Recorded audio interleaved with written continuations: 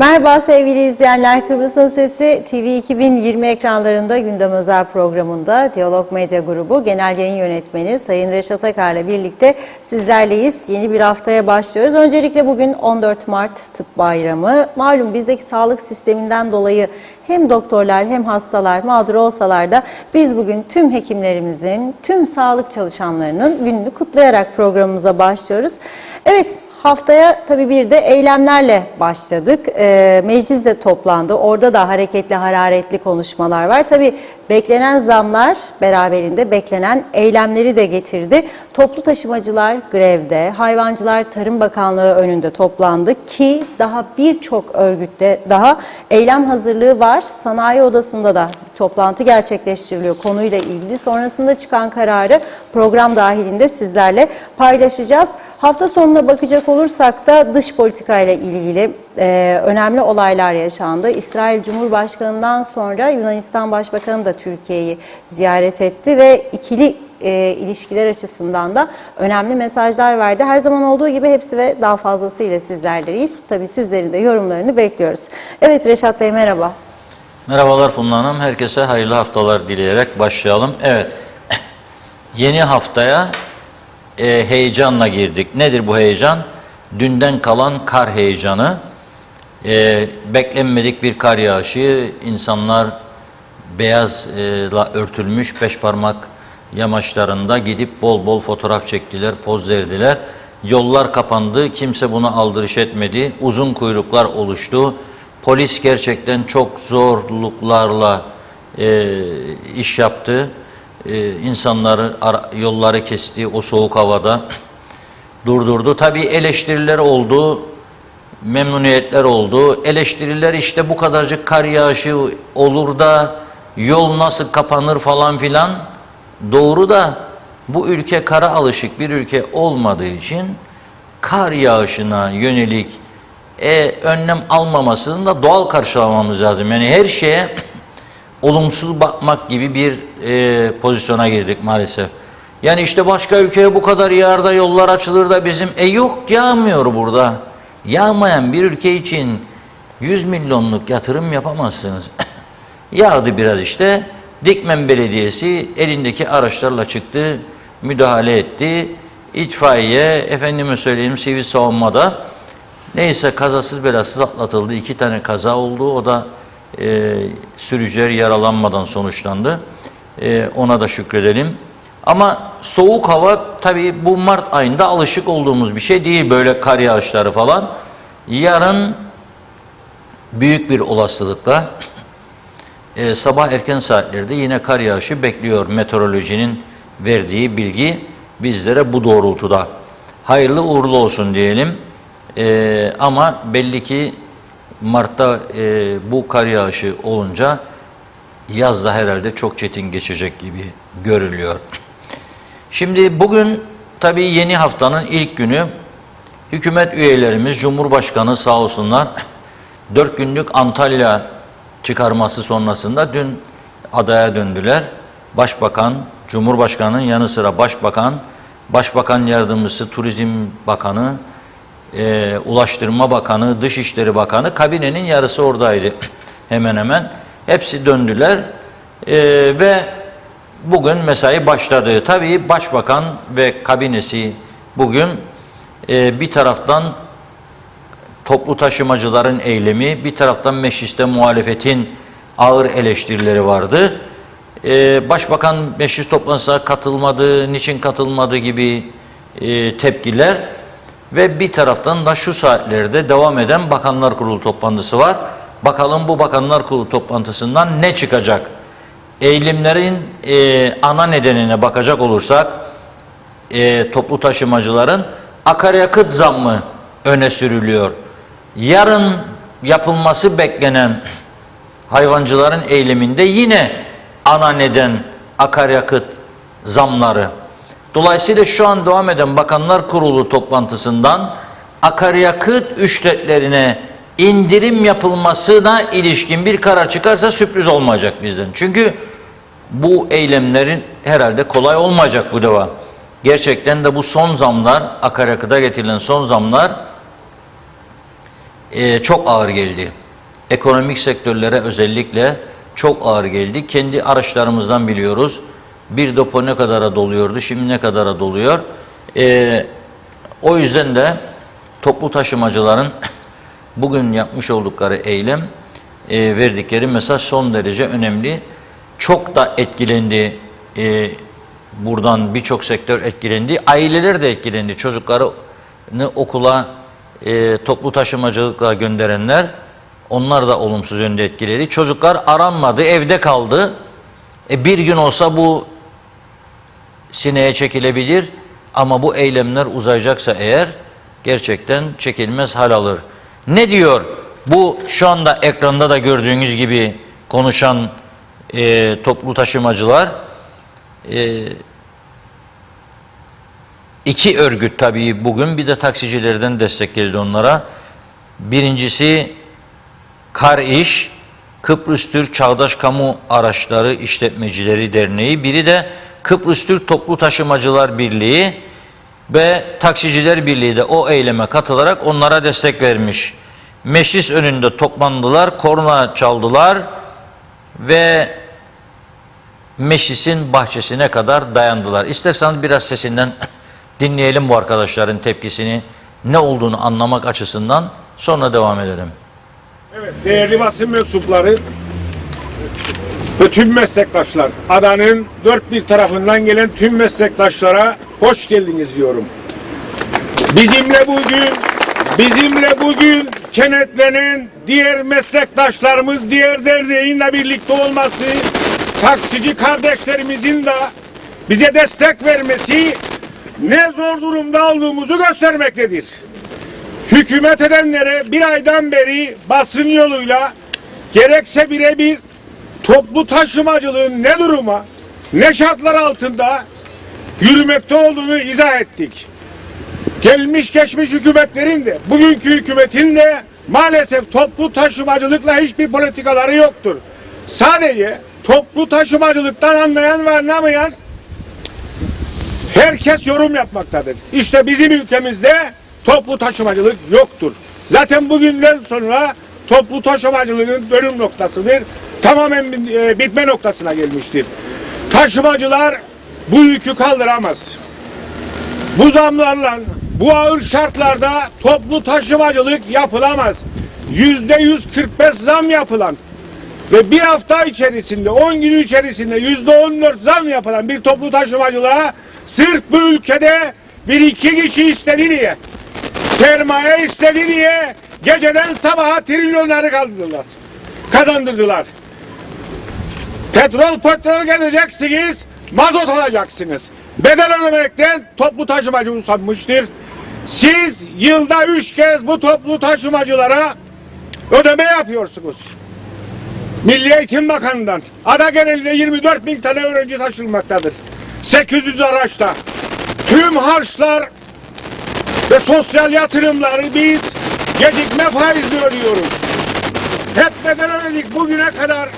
Ama maalesef bu mazot ücretleriyle ilgili geri adım atılmazsa, toplu taşımacılığa gümrüksüz veyahut fonsuz hükümet el atmazsa ve toplu taşımacılıkla ilgili bir politika geliştirmezse yarından itibaren araçlı eyleme geçecek. Bunun için biz bu şekilde sürdüremeyiz. Ciddi bir politika gerekir. Devlet politikası gerekmektedir. Ne malum bir hafta sonra akaryakıtın 30 TL olmayacağını kime güvenecek, kim garanti verecek?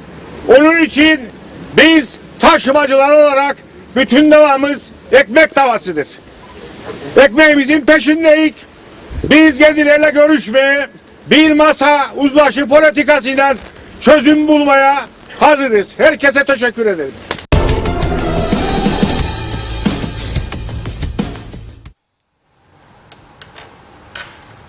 Evet, KARİŞ Başkanı Fuat Topaloğlu'nun açıklamasını dinledik. Diğer örgütler adına da gerekli mesajı vermiş oldu. Diyor ki biz bu fiyatlarla, bu mazot fiyatlarıyla bu işi sürdüremeyiz. Tabii onların sorunları çok.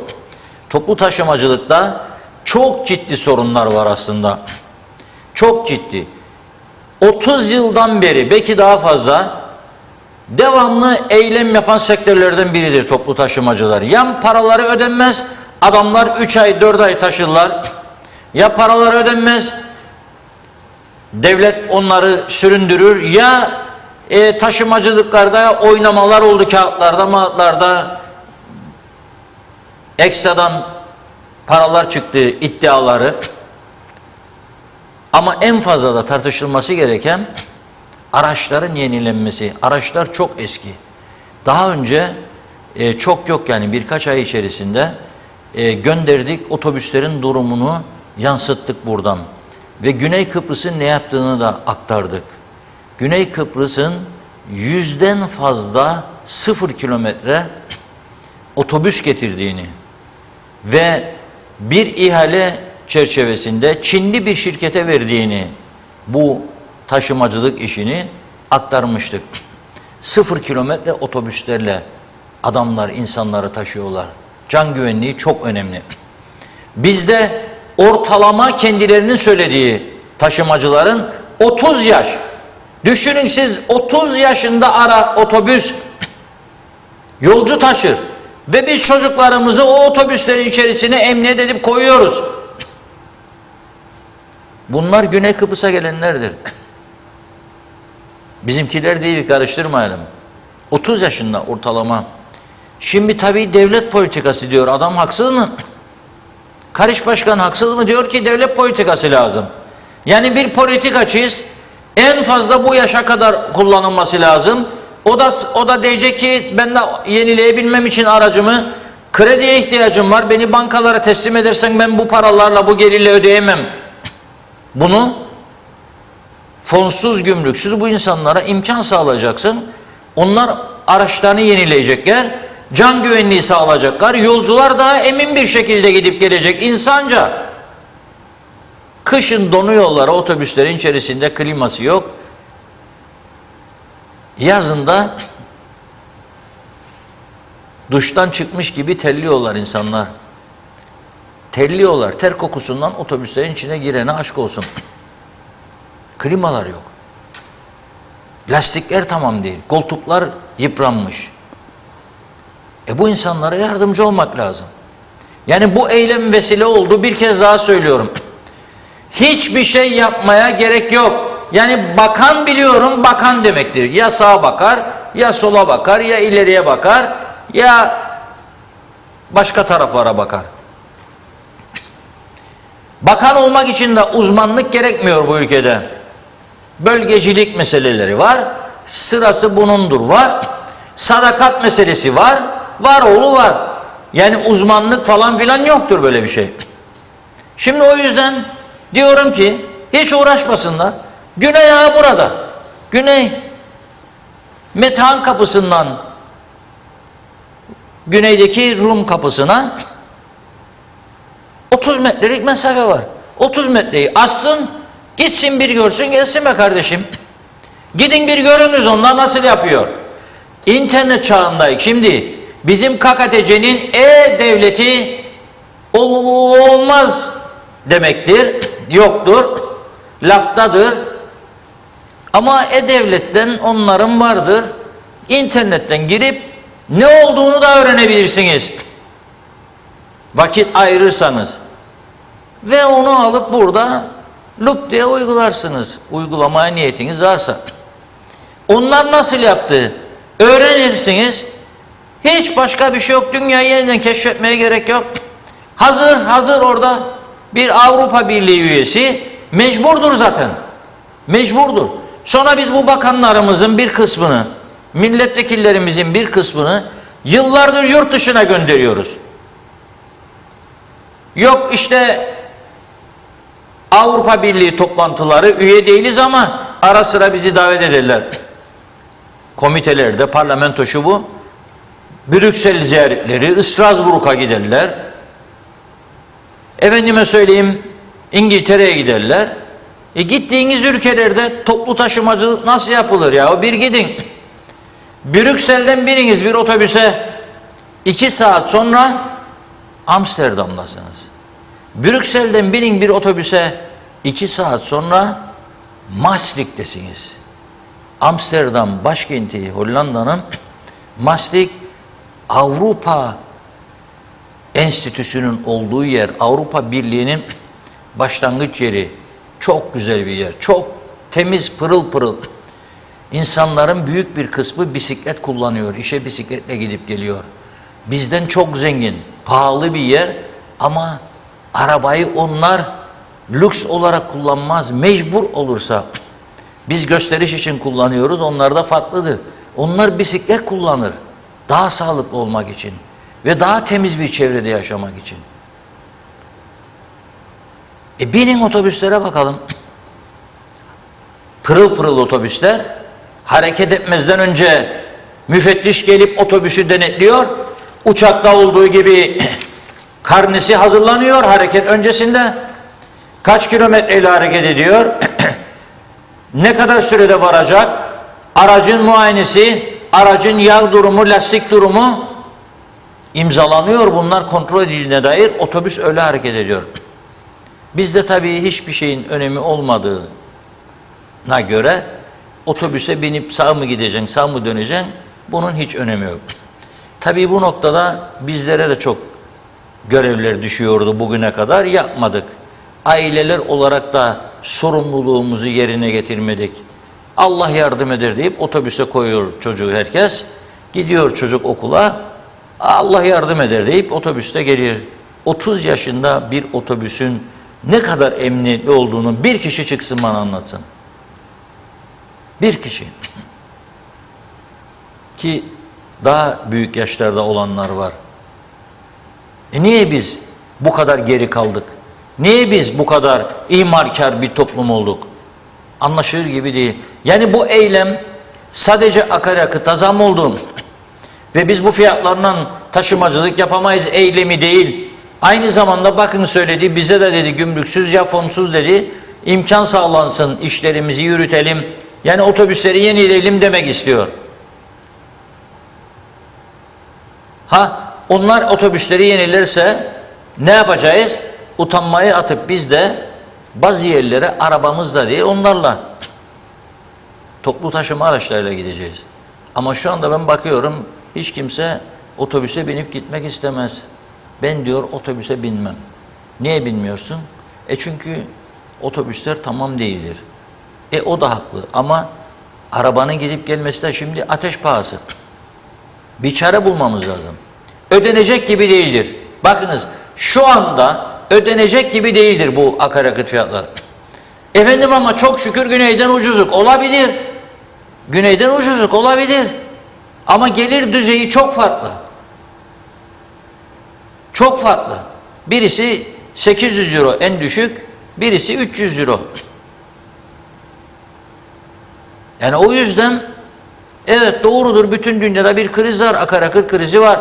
Evet doğrudur tasarrufa yönelmeliyiz.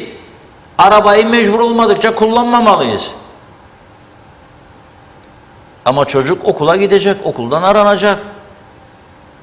Aracın sahibi işine gidecek, işten dönecek.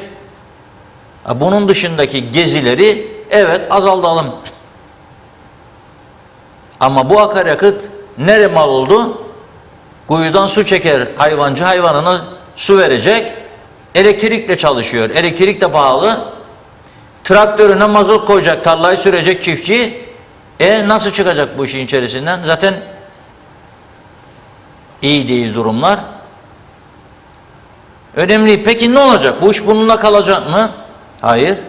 Şimdi biz bu programa başladığımız saatlerde sanayi odasında önemli bir toplantı var. Hafta sonunda sizlere duyurmuştuk. Hayvancılar Birliği'nin açıklamasını hükümete bugüne kadar süre vermişti Hayvancılar Birliği. Ya devlet destekleyecek sektörü, mazot zamları geri alınacak ve yem fiyatlarında destek verilecek ya da yarın hayvanları getirip Lefkoşa'ya bırakacaklarını söylüyor. En az 300 tane koyun ve ineğin yarın Lefkoşa'ya getirilip yol ortasına bırakılması söz konusudur. Meclisin önüne, başbakanlığın önüne bu inekler ve koyunlar bırakılacak diyor Hayvancılar Birliği. Eğer bugün olumlu bir cevap alamazlarsa. Tabii bu arada Bakanlar Kurulu'da toplantıda Bakanlar Kurulu'ndan bugün çıkacak olan karar önemlidir. Bekliyoruz biz de nasıl bir karar çıkacak Bakanlar Kurulu'ndan. Ama şu saatlerde Hayvancılar Birliği'ne bir davetin gittiğini öğrendik. Nedir bu davet? Sanayi Odası'nda toplantıya oturdular şu anda. Sanayi Odası, Hayvancılar Birliği, Esnaf ve Zanaatkarlar Odası. Bu üç örgüt şu anda görüşüyor. Eylem şeklini, daha güçlü bir eylem toplantısıdır bunun adı. Daha güçlü bir eylem planlaması. Nasıl daha güçlü olabiliriz? Herkes gücünü birleştirirse. Çünkü sanayi sektörü de çok zor durumda. Sanayi kesimi çok zor durumda. Bu maliyetlerle, ithal ürünlerle rekabet edebilmeleri çok daha zor. Çok daha zor. O yüzden diyorum, hükümetin bugün bu zammı geri alması ve umut vermesi gerekiyor bu sektörlere. Yapabilir mi? İşte budur önemli olan. Hükümet de ay sonu geliyor, ayın ortasındayız şu anda. Maaşları nasıl ödeyebileceğini düşünüyor. Hükümetin elinde kaynak kalmadı. Devamlı borç üstüne borç, borç üstüne borç, bu şekilde de gitmeyecek. Dolayısıyla hükümet neye yaptı bu zamları? Bir fon oluşturup o fonda biriken paralarla elektrik kurumunun borçlarını kademeli bir şekilde ödemeyi planlıyor. O yüzden de iyice düşünüp tartıştıktan sonra o kararı açıkladılar. Ama bu arada petrol fiyatlarında düşüş oldu dünyada bir miktar. Onu dikkate alarak, onu gerekçe göstererek geri adım atarlar mı? Bugün göreceğiz. Atmazlarsa ciddi tepkiler olacak. Ha, geri adım atsa bile bir de şu var. Ne olacak? Yani şimdi taşımacılar biraz rahatlayacak belki. Hayvancılar biraz rahatlayacak, traktörlere ödedikleri mazot parası düşecek. Ama bu arada taşımacılık arttı diye, mazot arttı diye navlun ücretlerinde ciddi artışlar oldu. İthal ürünlerde ciddi artışlar oldu. Fiyatlar marketlerde yine değişti. Son bir hafta içerisinde haberi çıkıyor yukarıya. O fiyatlar geri alınacak mı? Esas mesele bu. Esas mesele bu. 100 Türk lirasına bir poşet dolmuyor artık. Esas mesele bu. Onu da izleyip göreceğiz. Şimdi biraz Funda Hanım başlasın. Çok mesajlar. Bu arada gelişme olursa gerek Bakanlar Kurulu gerekse Sanayi Odası'ndaki toplantıda o konuda da sizlere bilgi aktaracağız. Hayvancılar Birliği Başkanı Mustafa Naimoğulları'nı da canlı yayına alacağız.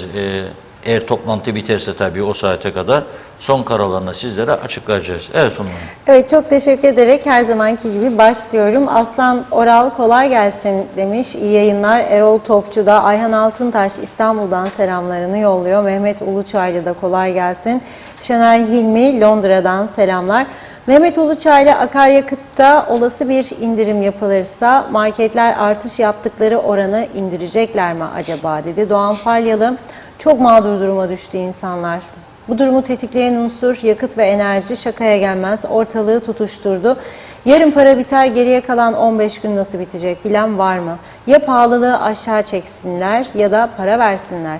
%100 artırsın parayı ki ay sonunu getirebilsin vatandaş. Başka çözüm bilen açıklasın. Ah para, para da nelere kadirdir diyor. İsmet Sencer, harikasınız demiş. Ömer Bozkara, vezirler, seviyorum bu ülkeyi.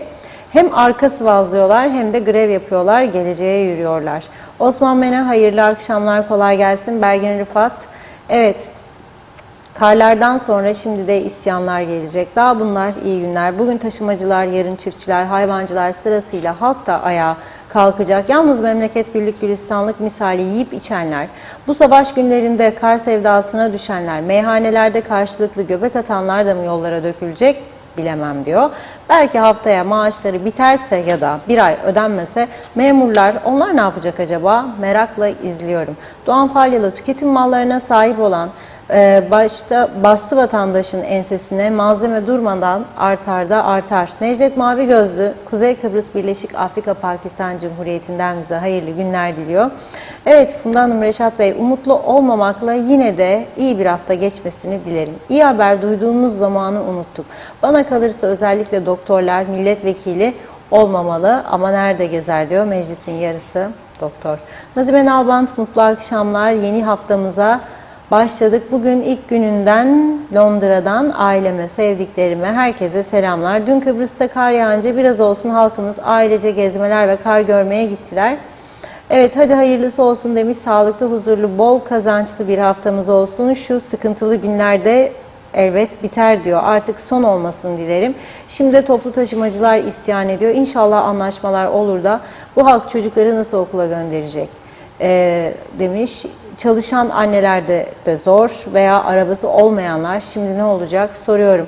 Fikret İpekçioğlu, sadece kendilerine fonlar yok. Aldıkları borçları belki de faizle ödemezler. Hükümetcik sağ olsun demiş. Halka gelince de ver yansın bitti Kıbrıs'ımız. Mehmet Uluçaylı, eskiden annem bizi diyerek uyuturdu. Bizim devlet de aynı misal uykuda diyor. Mehmet Tokun mesajı var. Belgin Rıfat, evet bakanlar artık aldıkları kilolardan sağda solda dönüp bakamayacaklar. Ben hayatımda hiçbir politikacının diyor bu kadar dağınık oturduğunu görmedim. Sanki evlerinin salonunda otururcasına, bir de insan içinde, üstelik politik bir reformda insan oturuşuna, duruşuna, hal ve hareketlerine dikkat etmeli. Bazen kıyafet ve oturuş bir ön referans. Ben zannedersem bazı politikacılarımızın bu konuda derse ihtiyacı var diyor Belgin Hanım.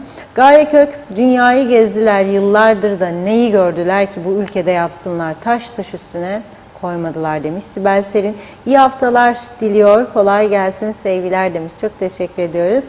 Hanife Topaloğlu, toplu taşıma çalışmadı bugün. Gitmemiz gereken yerlere gidemedik. Evet, çok eski arabalar fakat arabamız yok bizim. Olsa da eski. Eski olsa da dedim bugün Kıbrıs daha güzel ulaşımlara layık. Bakıyorum herkesin altında son model arabalar var.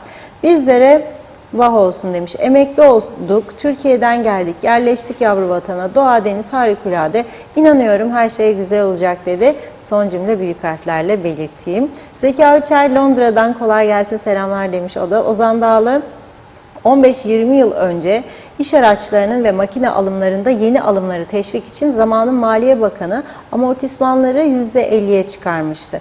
Bir yıl %50, ikinci yıl bakiyenin %50'si gibi. Bu bir teşvikti. Maalesef bu kaldırıldı ve %10'a düşürüldü. Yani yeni almayın, eski araçlar yani verimsiz araçlar getirin ya da alın deniliyor.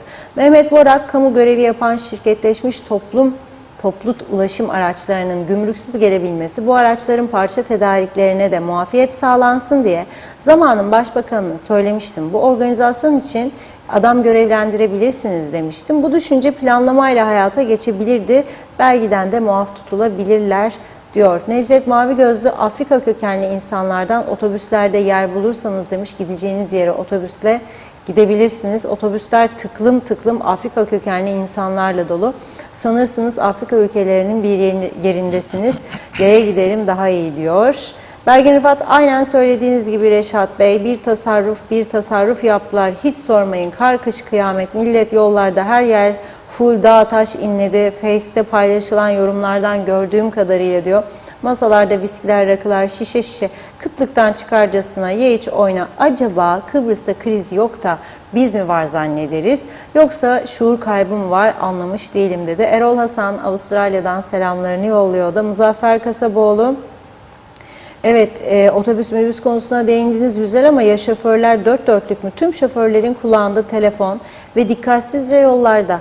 Herkes çoluk çocuğunu bu şoförlere teslim ediyor. Bu konuda da bir eleştiri yapın lütfen demiş. Mehmet Akın, bakanlar milletvekilleri ancak kendi makam araçlarını yenilesinler. Çocukların okul servisleri kimin umurunda diyor. Bu düzene kızdı. Bu vatanı yönetenlere şimdi indirim yapmazlarsa çocuklar okula gidemeyecek. Vebali onların boynuna. Evet, sonra diyorlar eğitim seviyesi yüksek KKTC dünyada. Bu şekilde eğitim olacaksa olmaz olsun. Daha bugün pazartesi ilkokullarda tam zamanlı eğitime geçildi. Ben hep diyorum zamla ülke yönetilmez. Ek gelir lazım ülkeye, yeni kaynaklar bulunması lazım. Yöneticilerin vatandaşlık süresini dolduranlara acil kolaylık sağlayıp bir asgari ücret karşılığında vatandaşlık verilmeli. Örtülü ödenekler partilere sağlanan destek kaldırılmalı. İyi yayınlar diledi. Erkan Kaya da hükümetin kaynağı özel sektör çalışanlarının sırtına binmek diyor. Bir iki mesaj okuyup ara vereyim. Doğan Falyalı, bu kuyu öyle bir kuyudur ki 40 kamış derinliği var. Her kamış 6 metre olarak hesaplanırdı. Çünkü o devirde ne metre ne de ayak ölçen vay da vay diyor.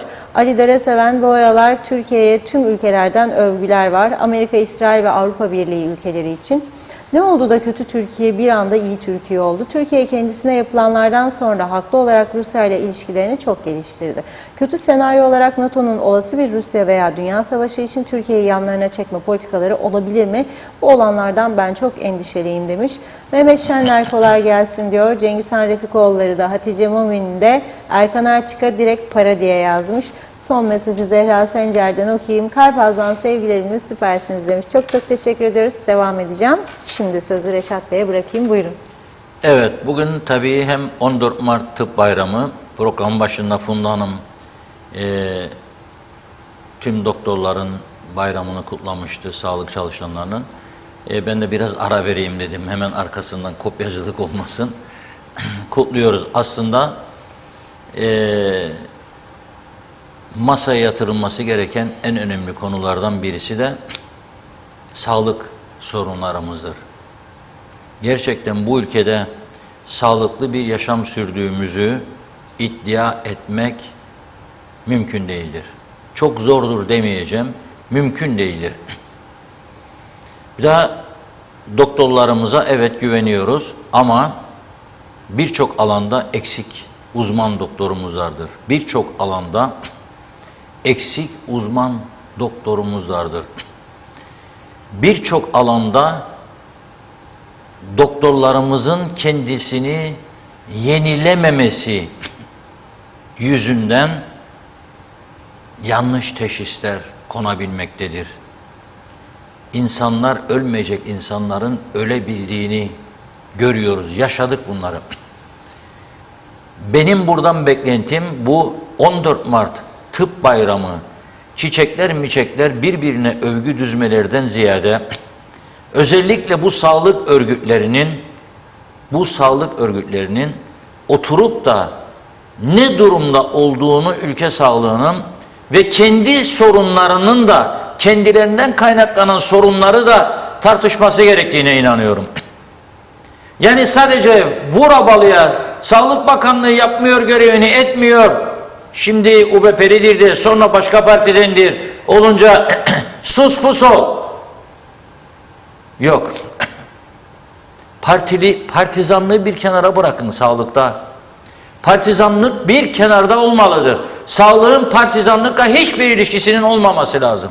Ama yapıyor bu örgütler. Yapmıyorum derlerse onlara 1000 tane örnek korum yaptıkları hareketlerden. Yapıyorlar. Yapıyorlar. Türkiye getirip önümüze yeni hastane projesini verdiğinde aylarca dosya elimizi sürmedik. Cevap vermedik Türkiye'ye. Cumhurbaşkanlığı seçimi öncesinde. Ve bize sürenin çok kısıtlı olduğu ve parasının hazır olduğu bildirildiği halde yapmadık. Şimdi hastanemiz yetmez diyoruz. Aletler, edevatlar eskidi diyoruz. Yataklar çöktü diyoruz. Dolaplar çürüdü. MR cihazı sık sık bozuluyor. MR çekemiyor. Ameliyat yapılamıyor ya. Bir göz katarak ameliyatı.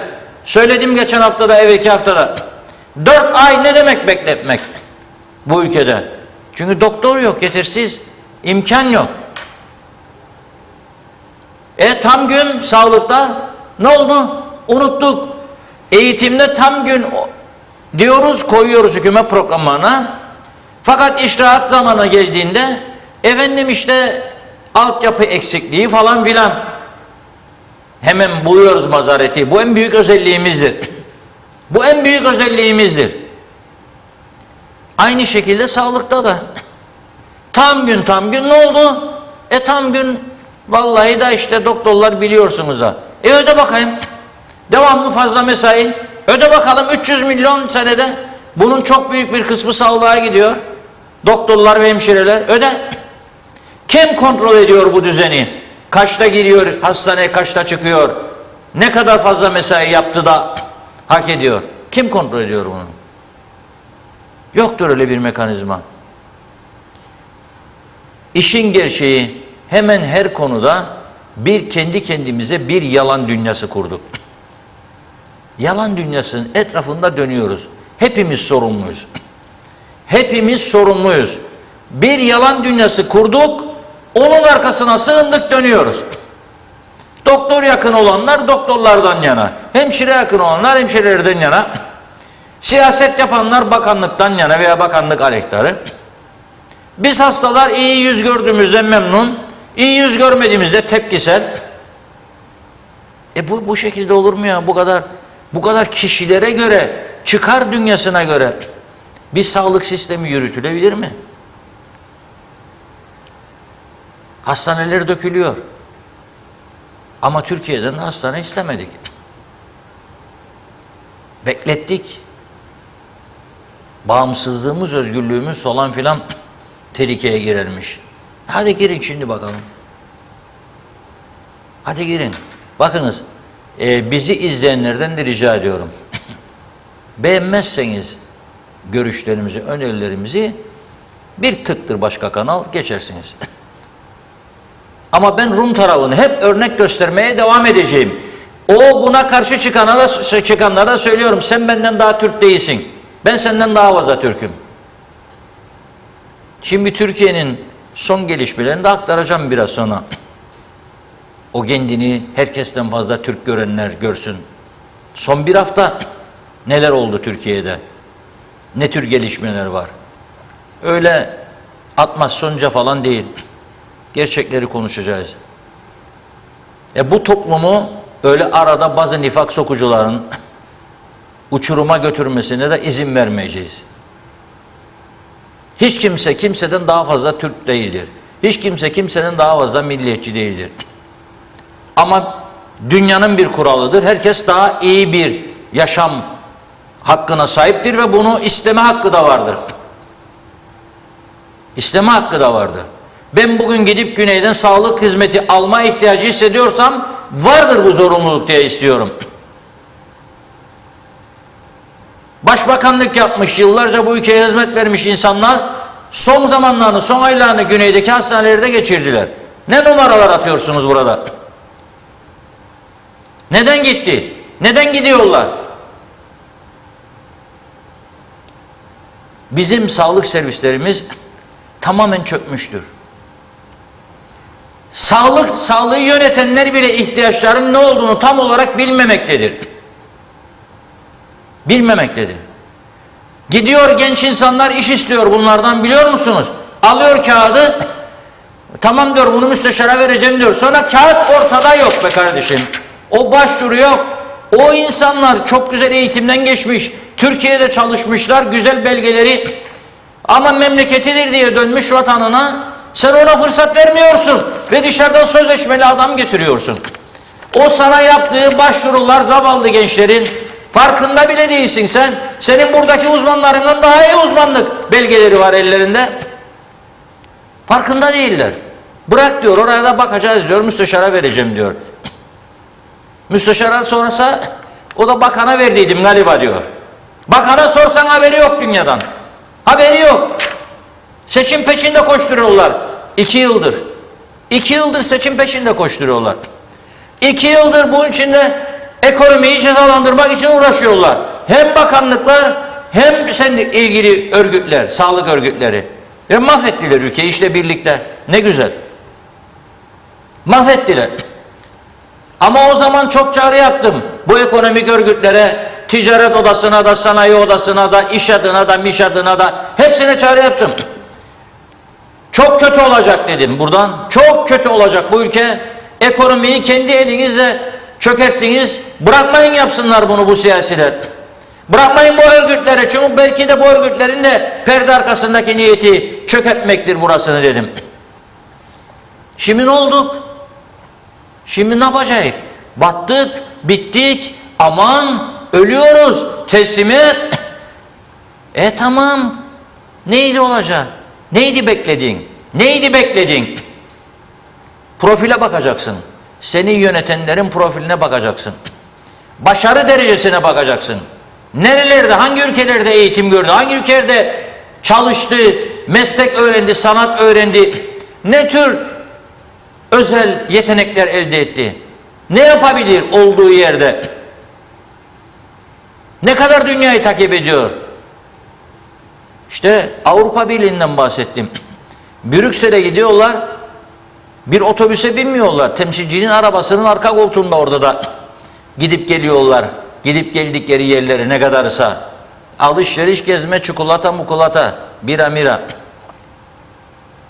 Ama öğrenmiyorlar ne var o ülkede. Merak edip gidip de gittikleri o ülkeye bu devlet sana o kadar para vermiş. Nasıl yürütüyorlar bu işleri? Avrupalı hizmet nedir? Bunu göreyim, canım yansın, gelip ülkemde bunu yapayım demiyorlar. Onun için ben de diyorum git kapı orada güneyden öğren de gel. Git oradan öğreneceğin çok ders vardır. En azından işte otobüsleri gösterdim sana. Yalanı dolanı yok. Gir internetten bul. Hangi şirket, kaç tane otobüs geldi, hizmetlidir burada. Sen de burada her 3 ayda bir taşımacılar gidecek, Eğitim Bakanı'nın önünden para isteyecek.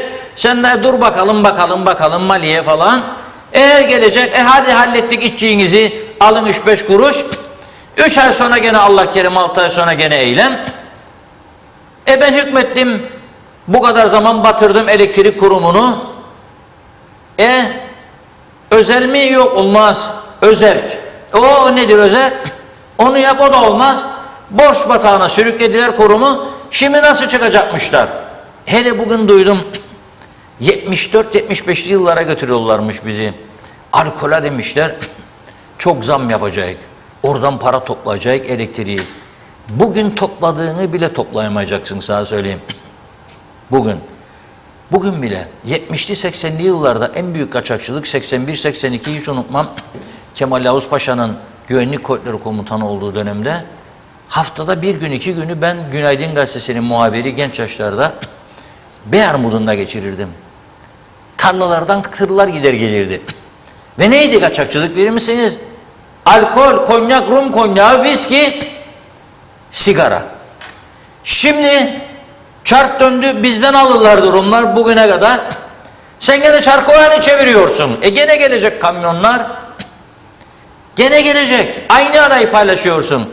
Nasıl ki Rumlar şimdi gelir da alır buradan 2 şişe olsun koyar yastığın altına, ceplerde de 3'er 4'er paket sigara, gider akşama bir daha gelir 4 paket daha koy.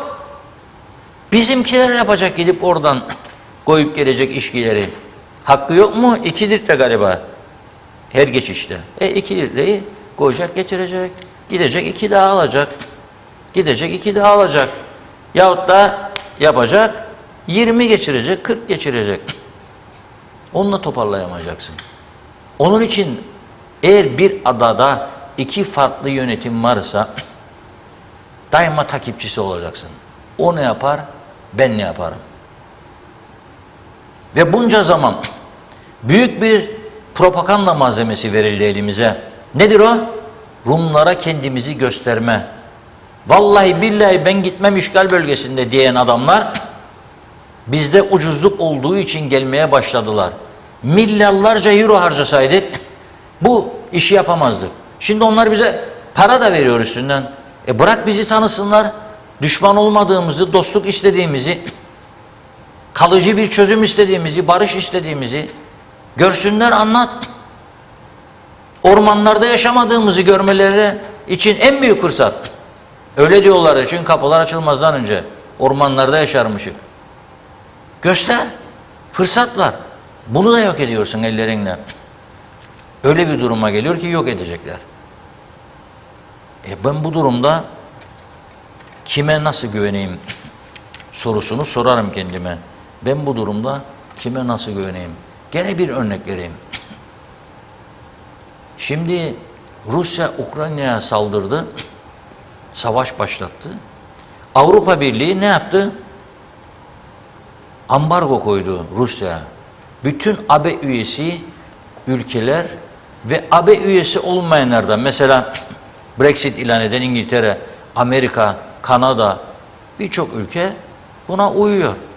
Ambargo koydular. Rusya'ya gidip gelmiyorlar. Fakat bir avuçluk Güney Kıbrıs, hani ekonomik kriz oldu 6 yıl önce, bankalar iflas etti, vatandaşların paralarına el koydular, mevduatlarına %40'ını tıraşladılar ve Troika'ya muhtaç oldular. Troika ne dediyse onu yaptılar. Özelleştireceksin dediler, Limassol limanını özelleştirdiler. Özelleştireceksin dedi, birçok yeri özelleştirdiler. Şimdi dün ortaya çıktı bu ambargo meselesinden dolayı. Çünkü Rus oligarkların peşine düştüğü Avrupa ve Amerika onların mevduatlarına el koymaya başladılar. İngiltere'de, orada burada, yatlarına falan. Şimdi bir araştırma 100 milyar dolar Güney Kıbrıs'a Rus sermayesi atmış. Adam nereden kazandı? Rum'u ilgilendirmez. Nereden buldu? Çoğu da Putin'in yakın arkadaşı. 100 milyar dolar çekmişler. Onun için bizden daha refah içindeydiler. Onun için kapattılar bu ekonomik iflası. Biz ne yapıyoruz? Biz ne yapıyoruz? Ne yaptık? Yatırımcı düşmanlığı. O da gelmesin, bu da gelmesin. Yahu Türkiye'ye gel, hastane yapayım dedi, yok. Su getireyim dedi, yok. Elektrik getireyim dedi, yok. Tamam, senin hiçbir şeyin yok ya, altının yok, petrolün yok. Nasıl çıkacaksın da 13 lirada vereceksin? Her eylem yaptın, o parayı da bulup verecek sana, nasıl verecek? Ambargon var diyorsun, uçağın yok, uçsun bir yere. Nasıl çıkacaksın? O gelmesin, bu gelmesin, o yapılmasın, bu yapılmasın. Kendi kendimize ayrı bir özel dünya yaratmaya çalışır. Kişisel bazda. O öyle mutlu olsun, bu böyle mutlu olsun. Ve öyle siyasetçiler yetiştirdik. Kusura bakmayın. Öyle siyasetçi yetiştirdik. Bak, her dönem aynı adamlar geliyor gidiyor gene. Sonsuza dek. Forever. Forever tiyarensi, forever siyaset. Böyle.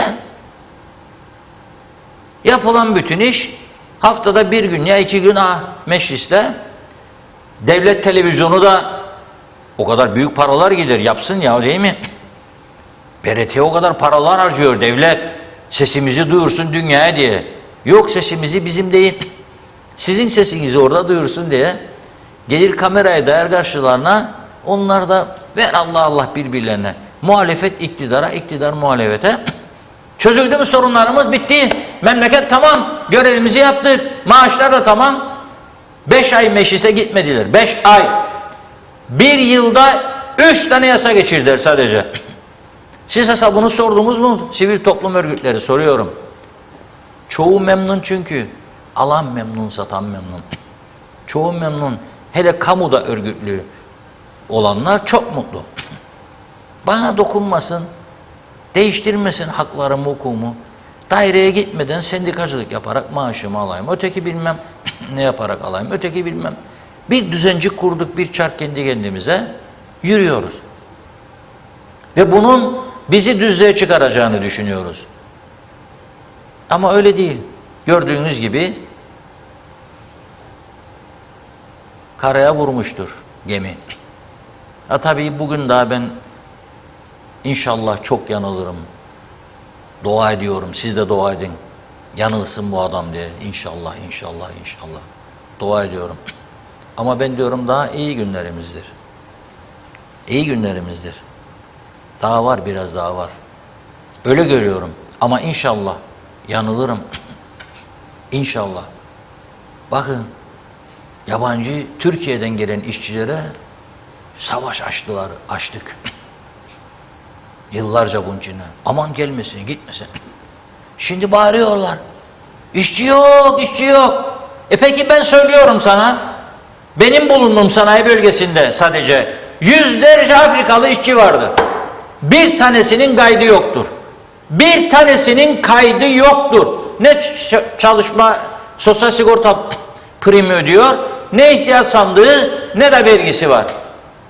Bu kadar zor mu ya bunu ortaya çıkarmak? Devletim diyorsun. 4 gün Antalya'da hükümetin yarısı 50 kişiyle beraber müsteşarlar, danışanlar, danışmanlar, müdürler, basıncılar, basmancılar, havaalanında 30 kişiyle uğramalar. Hoşçakalın. Zafer kazanmaya gidiyoruz. Neyin zaferi? Neyin? 2-3 tane Afrika ülkesinin Dışişleri Bakanı ve yardımcısıyla 10'ar dakika onlar bizden yardım isteyecekler. Biz onlardan değil. 2 tanesi hele $500 fert başına düşen milli gelir bizde 5.000'in üstünde. Şu anda bile 5.000'in üstünde. Onlarda $500. Çok fakir. Ya gitsinler, geçsinler, görsünler bir şey değil de. Ama ülkede de biraz iş yapsınlar. Yani ülkede çok sıkıntılar var. Ama yok. Ben onu da görmüyorum. Ama örgütler çok memnun bu durumdan. Yani herkes çekilmiş bir kenara. Diyor bana bıraksın beni böyle. Daireye uğramadan sendikacılık, daireye uğramadan yöneticilik. Ne kadar güzel. Ondan sonra hiçbir şey yapmadan ne üretim var, ne plan program var. Para geliyor, yol yapımı için elçilikte bekliyor.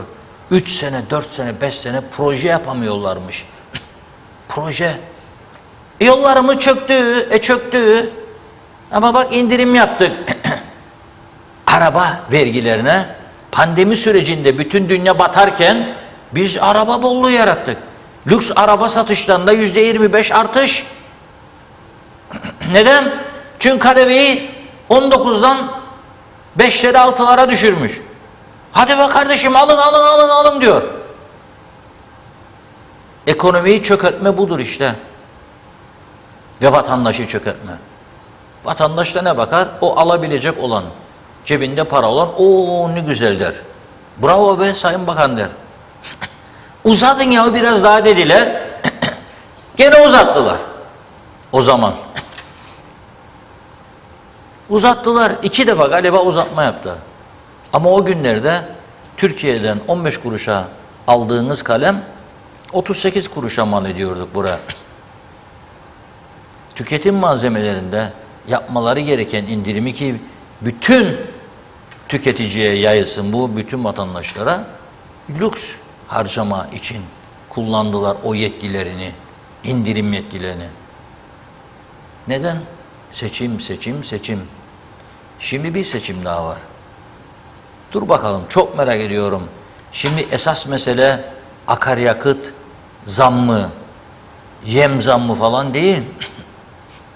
Bana göre en büyük mesele şimdi bu yerel yönetimler reformunda yaşanacak. Çünkü ağzından çıktı başbakanın 12 olacak dedi. Sonra 13 de olabilir dedi. Ama sayıdan ziyade bu reformun kapsamı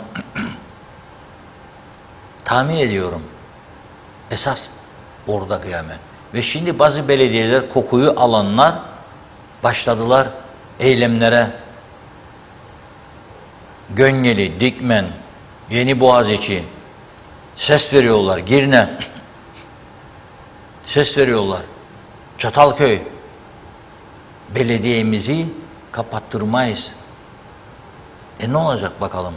Merak ediyorum. Şimdi alınacak önlemler çerçevesinde ne yapacaklar? Bugün devlet para vermesin, yani devlet katkısı olmasın, hiçbir belediye maaş ödeyemez. Esas mesele orada. Sen benden topluyorsun vergileri, vatandaşlardan, aktarıyorsun belediyelere %12,5'unu. Onlar da özellikle seçim zamanı istihdam üstüne istihdam. Seçim kazanmamız lazım değil mi? Evet. Ve sağlık meselesi. Yeni mesaj serisine geçeceğiz az sonra ama Funda Hanım çünkü çok sabırsızlandı görüyorum. Ama söylüyorum. Bakınız hiç gücenmesi yok bu işin. Elini vicdanına koysun, devletten emekli çıkanlar daha rahat konuşabilir. Dün de zaten Bülent Dizdarlı'nın mesajını okudum. Çekçaklarla geçirmeyin diyor. Devlet Hastanesi'nin eski baş doktoru. Emekli çıktı. İşrahat yapın mesajı veriyor. Hep çekçak, çekçak, çekçak. Yok, karnımız doydu buna diyor. Hastaneye geliyor adam, acil. Elini ayağını kırmış. 5 gün sonra ameliyat günü veriyorsun. 5 gün sonra. Bazen 1 hafta sonra. Geliyor MR çekecek, cihaz bozuk diyorsun. Geliyor başka bir sağlık sorunu, yapamam diyorsun. Kanser hastası geliyor, ilaç yok diyorsun. Sağlık Bakanı'na sorarsın, geliyor yoldadır, gitti falan filan, tarihe gömecek ilaç sıkıntısını diyor. Maliye Bakanı diyor, mesele para değildir diyor veya Başbakan. Mesele diyor, Türkiye'de de o ilaç yok diyor. Bir dağınıklık var. Bir dağınıklık var. Devlet doktoruyum diyor ama maaş azdır diyor. Evet, ben de kabul ederim. Uzman bir doktor olsam ben şimdi sahamda da iddialı bir otopedist olsam, bir kalp doktoru gelip 10 bin, 15 bin lira çalışır mıyım ya? Asla. Ama şimdi tepki olurmuş da o öyleymiş, bu böyleymiş. Dengecikleri kuracaklarmış. Öyle bir maaş ayarlaması yaptılar. Bu da ne yapıyor adam? Devlete gidiyor. 10'da giriyor içeri, 9'da. 11-12'de gidiyor. Gene özel klinik veya özel hastane. Serbest mi? Serbest. Vergide muaf mı? İkinci gelir. Evet, muaf. Peki özelde, özel olsun sadece, devlette olmasın. O da olmaz. Çünkü devlet kapısı bir tanıtım yeridir. Müşteri pazarlama yeridir. Bunu gerçekleri herkes biliyor. Bakınız ben bir iki doktor arkadaşa çok rica ettim. Dedim kaç sene önce mezun oldun ya? 15 sene. 15 senelik doktor. Tamam ama bak dünyada bir yenilik var. Ben sana bir iki dedim mecmua getirsem sana bir katılımın mesela bir bak derim Rumlarda gene örnek vereceğim. Adam günde 15 bin euro kazanan doktor. Senede 3 kez kapatıyor kliniğini, bir hafta 10 gün. Hem kaybediyor 100 bin, 150 bin euro. Hem ödüyor 25 bin euro, 15 bin euro, 10 bin euro. Gidiyor devamlı seminerlere, sempozyumlara, yeniliyor kendisini. Öyle dönüyor. Var mı bizde bu? Yok. İş nasıl olsa devam. Devam, tamamdır. Ben kendime güvenirim. O değildir mesela. O değildir. Her konuda olduğu gibi. Yani arabaların modelleri değişir de tıpta yenilik olmaz mı ya? O da yok. O da yok. Ha şimdi ben doktor oldum, uzman oldum meselesi değil. Ama çok yaşadım. Ailemde de yaşadım, dostlarımda da yaşadım, yaşıyorum da. Devamlı elim telefonda arıyorum birine yardım yapayım diye. Ameliyat süresini erkene çektireyim diye. Ne yapayım? İnsanlar gelip ağlıyor. Ne yapayım? Mesela dün de oldu. Bazı şeyleri söylemiyoruz diye. Zannedilmesin yani ilgisizlik vardır. Hayır. Mesela dün Sentralyon'da kısıldı kaldı aileler orada bir kafeteryanın içerisinde donuyorlar. Bizi aradılar. Bizi doğrudan yardımcı olun, kaldık burada. Evet, yol aşağıda kapandı polis ama yukarıda mahsur insanlar var. Ve bu televizyon yayın yaptı son dakika diye. Çok da teşekkür ediyorum. Askerler gördü. Gittiler Beyaz Ev'den o insanlara çay götürdüler, çorba götürdüler, sonra aldılar götürdüler. Beyaz Ev'de misafir ettiler. Bu televizyon yayınlayınca oldu bu. Ne kadar kopukluk vardır yönetim tarzımızda. Ne kadar ilgisizlik vardır. Ve ben akşamları full ilk yardım servisi, bir doktor, pratisyen, o kadar insana bakacak, 70 kişi, 80 kişi. Sonra da iyi hizmet alamayan vatandaş küfredecek veya vatandaş olmayan çalışma izinli. Veya biz diyecek ki gittik oraya baktık, hep yabancı. Yabancı İngiltere'de de biz giderik, İngilizler bize bakar yabancı der. Ama madem o ülkede ikamet iznin var, çalışma iznin var, mecburdur bakacak. Londra'da yaşayan Türkler. Bakmaz mı siz İngilizlere gittiğinizde sen Türksün de deyip seni evine mi gönderiyor? Yok. Buraya gelince mi böyle? İşte biraz önce söylediğim beğenmezdik, çalışma izinli 10-15 bin kişi terk etti ülkeyi pandemide. Onların sigorta yatırımları durdu. Ama o günlerde hepimiz bağırırdık. Memleketi aldılar da hastanelerimizde bilmem okullarımızda. Hadi şimdi Afrikalılar aldı seni, yatırım da yok sigorta şirketine, sigorta kurumuna. Hadi şimdi ne yapıyorsun ya? Ne sesiniz çıkmaz bu örgütler sizin, göreyim sizi. Nedir? Düşmanlığınız kimedir? Niye sesiniz çıkmıyor? Ya bakanlara soruyorum veya bakmayanlara, o bakanlıkta oturanlara. Bir doktor arkadaş 3 sene oturdu orada. 3 defa istifa etti, geri geldi. Ne oldu? Şaha mı kaldırdı orayı? İş hayatında hiçbir tecrübesi yokken koydunuz, bakan yaptınız. İstemiyor adam. Adam diyor istemiyorum. Siz zorla oturttunuz oraya. Parti çıkarlar diye. Ne oldu? Battı. Her ay maaş ödeyebilmek için bankaların önünde geziyorlar ellerinde teklif şeyleri, kağıtları. Ve bana bunun sürdürülebilir olduğunu söyleyen biri, söyleyecek biri varsa çıksın söylesin, nasıl sürdüreceğini göreyim. Aha görüyorum şimdi. Her ay 70 milyon borçlanıp ödüyorlar. Bu daha da artacak. Gittikçe işler azalıyor bu ülkede. Ve kayıtlı insan çalışanlarının sayısı çok azalacak. Zaten denetim yok, başıboş.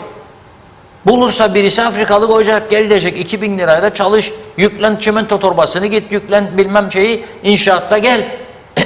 Kayıt yok, zaten denetleyen yok. Gel denetle desek ne olacak? Cevap budur. Vallahi bizim o kadar personelimiz yok. Nerede bu o zaman bu kadar adam? Nerede bu bütçenin %85'ini dağıttığınız elemanlar nerede? Nerede? Bunun sebepleri, ana sebebi bir, aşırı derecede partizanlığın içine gömüldük. Aşırı derecede seçim, bakan değişme, menfaatçılık, aşırı derecede bencillik ve bilgisizlik, görgüsüzlük, yeteneksizlik. Bunları birleştirdiğinizde işte TRNC. Sonuç budur. Sonuç budur. Elektrikler kesilmiş dün bazı bölgelerde 2 saat feryat ediyorlardı. Ay sonu siz kapatacaksınız. Ay sonu fatura gelince siz kapayacaksınız bütün lambaları. Hadi bakalım. Özel mi, özel mi? Ya özel olursa bizim ne olacak stratejik kurumumuz? Peşkeş çekiyorsunuz be siz özele. Bağırın hadi bakalım. Ay sonu görüşeceğiz. Ay sonu az kaldı. Faturalar gelince. Peşkeş ha? Peşkeş. Hadi böyle bu şekilde devam. Hadi özet dediğiniz özetleşelim. Ne yapmazsınız? Ne yapmazsınız? Zehirlemeye devam bütün Çatalköy, Esentepe, Esenyalı, Alagadi. Zehirleyin. Açın. Karakum'da lağım sularını denizin içine gören yok nasıl olsa. Açın girin açıklarında. 120 bin kişinin dışkılarını verin denize. Vatan kurtardınız işte böyle. Ne güzel. Evet buyurun. Evet, başlıyorum hızlıca. Zannediyorsam Mehmet Aydın'ın mesajında kalmıştım. Evet, bakanların dönüşünde diyor karşılama töreni yapıldı mı? Öpüşme kuyruğu oldu mu? Kırmızı halı serildi mi? Birbirlerini kutlama coşkusu oldu mu? Varsa görüntü rica ediyorum. Erkan Kaya, Kuzey Kıbrıs'ta metro geliyor, az kaldı. Hele bir şu Sayın Tatar'ın külliyesini yapalım, sonra uzaya gidiyoruz demiş. Zehra Sencer, Tıp Bayramı, önce kızımın, sonra sağlıkta çalışanların günleri kutlu olsun. Nazime Nalbant, nacizane benim görüşüm, memleketimizi, halkımızı idare edenler önce ne olur kendi memleketlerine çare bulmaları ve memleket halkını her şeyi tamamsa o zaman istedikleri yerlere yardım yapsınlar diyor ama önce Kıbrıs halkı. Bakın çok perişan yaşıyorlar. Üzgünüm. Halkı daha fazla yıpratmayın lütfen. Diyalog TV'miz çalışanlarına kolay gelsin. Mutlu akşamlar. Sevgiyle kalın demiş.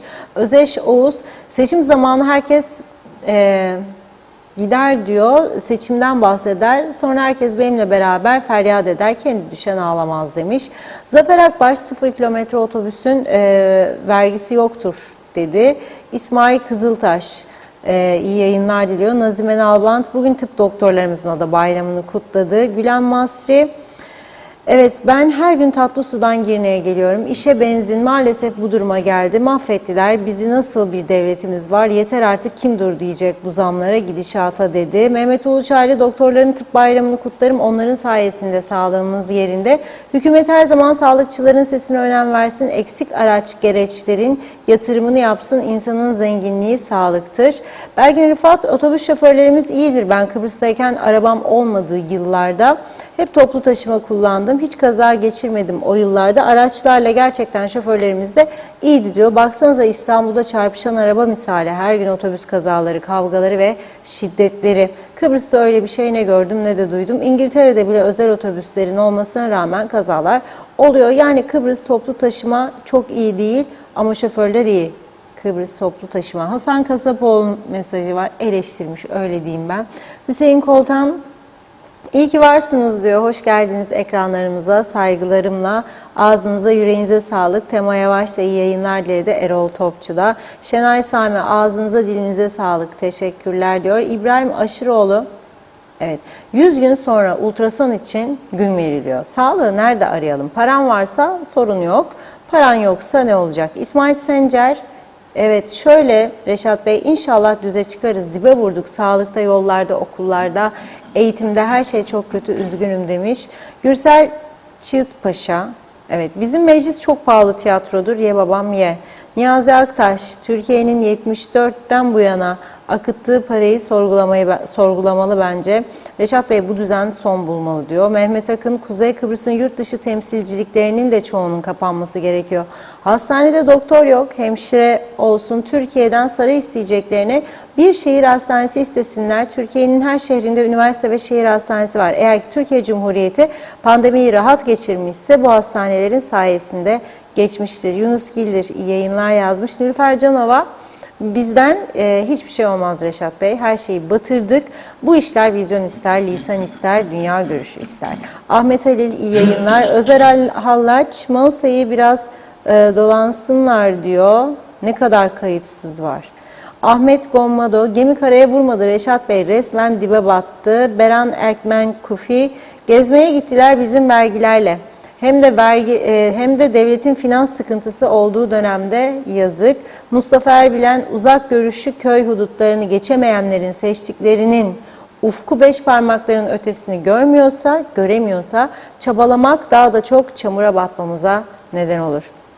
Ethem Tuğay, ağzına yüreğine sağlık. Çok doğruları söylediniz Reşat Bey. Mustafa Cüce, selamlar Reşat abi. Güneyi bilmem ama Türkiye'de arabalarda yaş sınırı var. Öğrenci servisi yapan araçlar daha yeni modeldir. Toplu taşımada, kooperatiflerde yaşlı arabayı duraklara koymazlar. Zaten Ulaştırma Daire Başkanlığı yaşı olan araca işletme ruhsatı vermez. Engin Sedat Tözün, bir çağrı yapın Çalışma Bakanlığı'na, kayıtsız işçileri kayıt alsınlar diyor.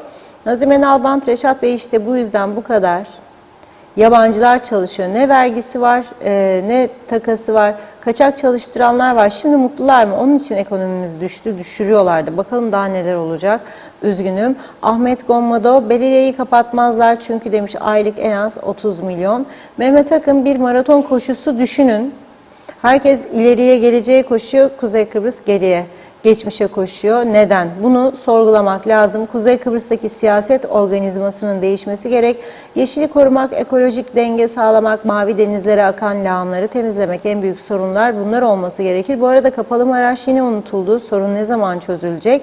Ülkenin sorunları dağ gibi büyüdü. 14 yıldır bu ülkedeyim. Bir siyasetçi taş üstüne taş koymaz mı diyor. Bir hizmet yapmaz mı halka karşı? Bu ülkenin tek derdi seçim. Herkes gün gelecek milletvekili, bakan, başbakan olacak, ben dahil demiş. İşte o zaman Kuzey Kıbrıs eğitim seviyesi yüksek bir ülke olacak demiş. Parantez içinde de diyor ki anlayana sivrisinek saz, anlamayana davul zurna az. Deniz Altıntaş, Mannaş, adı. 3 ayda 2 tüp tedavi amaçlı devlet hastanesinde yaptırılan botoks iğneleri 2021 Ağustos'tan beri sigorta ödemeli dahi verilmiyor. Ankara'ya sevk edilip tedavi edildiğim iğneden 7 aydır da bir haber yokmuş. Bugün sordum, hala ilaç eczacılıkta yok dedi. Sermet Beyazhasan'da memleket yangın yeri demiş. Reşat Bey, çare üretelim, hep zam zam. Akçay Muhtarlığı, Reşat Bey, bir an önce acil tedbir bekliyoruz. Çocuğuna yemiş alamıyor insanımız. Asgari ücret alan bir aile nasıl geçinsin? İnsanları düşünmekten psikolojiler bozuldu. Ama maalesef aynı gemide olduğumuzu unutan insanımız da var. Baktığımızda evlerine 25 bin lira her ay maaş giriyor. Bu zihniyetteki herkes bencil olmaktan vazgeçmelerini ve bu gemide beraber olduğumuzu düşünerek hareket etmesine davet ediyorum yazdı. Çağatay Doner, 47 senedir hiçbir şey doğru dürüst yapılmamışsa istatistikler gösterir ki önümüzdeki 47 senede hiçbir şey değişmeyecek. Ta ki kültürü bozuk, toksik siyaset anlayışı düzelsin. Şahsen benim zerre kadar inancım, güvenim kalmadı, yoktur diyor. İnsan gibi yaşamak istiyorsak taviz verip Rumlarla bir şekilde anlaşma sağlamamız gerek. Ama bu da yürek ister demiş. Sayar Aker, Kıbrıs zavallılar ülkesi mi oldu diyor. Diyalogsuz gün, evet yemek dedi, şarj bitti. Evet, bakayım burada yakalayacak mıyım? Nerede kaldım? Evet. Belgin Rıfat, Sayar Aker'de kaldım. Kıbrıs zavallılar ülkesi mi oldu diyor. Ağlasak mı, acısak mı? Derdimiz hep diyalogsuz gün yemek. Yardım elini uzatırsak kandım dilinde kısaltmalıyız dedi. Belgin Rıfat, Sağlık Bakanı'nın illaki doktor olmasına gerek yok demiş. Evet, avantajdır ama mesela bir Olgun Amcaoğlu'nu koysalar eminim daha başarılı olur diyor. En azından harcamaları, maaşları, ilaç alımları, stokları, çöpe atılanları ya da atılmayacakları daha iyi idare eder. Özgül Özgüç, Diyalog TV güzel insanları hayırlı akşamlar dilemiş. Reşat Bey, dünyada akaryakıt düştüğünü açıklıyorlar. Acaba bizde de dünyada yapılan rakam kadar bir düşüş olacak mı diye sordu. Mehmet Akın, ülkede herkes vergi veriyor demiş. Ünlem işaretleri de beraberinde tabii bu cümle sonrası. Ama yüzde kaçı acaba hizmet alabiliyor? Bir oylayın lütfen. Yollar köstebek yuvası, elektrik yok, direkler yıkık, eğitim öğretim yok, sağlık yok, çöpler dağ gibi, herhangi bir hizmet yok. Kısacası yok demiş. Ülke her geçen gün karanlığa sürükleniyor. Bir iki mesaj okuyup ara vereyim izninizle. Mehmet Bulduk da Reşat Bey helal olsun demiş. Siz açık bir dille söylüyorsunuz. Geçmişte Hataylılar, Mardinliler diye ötekileştirme politikası güttük. Şimdilerde Afrikalılar Cumhuriyetinden şikayet ediyoruz. Hepsi kayıt dışı, düzensizlik diz boyu devam ediyor. Danyal Selim, iyi yayınlar güzel insanlar yazmış. Safiye Ahmet Yıldız Çoban, ama açıkladım isminizi. Evet, maaş sıkıntısını dile getiriyor. Hüseyin Koltan'da hastane randevularımız vardı. Dolmuş, şimdi yok. Bilmiyorum nasıl gidip geleceğiz. Hastanede bir ultrason randevusunu erken tarihe bulamıyoruz. Bu sağlıktır. Bu kadar zamanı ertelemek olur mu acaba? Çok teşekkür ediyorum. Her şey gönlünüzce olsun demiş. Devam edeceğim. Şimdilik yine bir ara verelim. Reşat Bey buyurun. Evet. Çok teşekkür ediyoruz mesajlar için. Şimdi Bakanlar Kurulu toplantısı az önce sonlanmış. Herhangi bir açıklama yok şu an itibariyle. Bekliyoruz. Bir açıklama olacak mı olmayacak mı? Bu arada sanayi odasındaki toplantıdan da henüz bir haber yok. Saatimiz de şu anda 6'ya geldi. Programımızın da süresinin bitmesine az bir zaman kaldı. Arkadaşlarımız Hayvancılar Birliği Başkanı Mustafa Naimoğulları ile görüşecekler şimdi. Toplantı sonuçlandıysa o toplantıda alınan kararları bizlere aktaracaklar. Bakanlar Kurulu'ndan da bir açıklama çıkarsa onu da sizlere aktaracağız. Şimdi bu son bir hafta içerisinde bizi de çok yakından ilgilendirdiği için bu konuya özel önem veriyorum. Türkiye'de gerçekleşen 3 tane önemli görüşme vardır. Bir tanesi İsrail Cumhurbaşkanı Herzog'un Türkiye'ye giderek Cumhurbaşkanı Erdoğan'la görüşmesi. İki ülke arasındaki ilişkiler son yıllarda iyi değildi. Fakat İsrail bölgede çok büyük bir önem kazandı. Özellikle doğalgaz konusunda. Türkiye'nin önemi de tartışılmaz ve bu doğal gazın İsrail'den Güney Kıbrıs'a, Güney Kıbrıs'tan da Avrupa'ya ulaştırılması ve Mısır gazının aynı şekilde ve Kıbrıs'tan 2024'te büyük bir ihtimalle çıkacak gazın Avrupa'ya sevki konuşuluyordu ve Rusya'ya bağımlılıktan kurtulması için Avrupa Birliği'nin bu gazın ne şekilde Avrupa'ya ulaşacağı tartışma konusuydu. Rumların bütün derdi neydi? Bu gaz Yunanistan üstünden Avrupa için. Uzmanlar, Rumların kendi uzmanları bile bunun çok pahalı bir yöntem olduğunu ve fiyatlarla rekabet edilemeyeceğini söyleyip durdu. Ama yine de bu proje ileri götürülmek istendi. Şimdi İsrail-Türkiye yakınlaşması ve iki ülke liderinin özellikle enerji konusunda güçlü işbirliği mesajı vermeleri son derece önemli. Şimdi gelelim ikinci görüşme, ikinci ziyarete. İkinci ziyaret Antalya'daki diplomasi forumu çerçevesinde bu kez Ermenistan Dışişleri Bakanı Ararat Mirzoyan'ın ziyareti. Düşünün, bir süre önce Azerbaycan Karadağ meselesi vardı. Türkiye ile Ermenistan ilişkileri oldukça gergin bir süreçten geçti bu kadar zaman. Şimdi iki ülkenin Dışişleri Bakanı ve Ermenistan Dışişleri Bakanı orada yeniden yakınlaşma, işbirliği mesajları verildi. Ve en önemlisi Yunanistan Başbakanı Mitsotakis'in dün gerçekleştirdiği İstanbul ziyareti.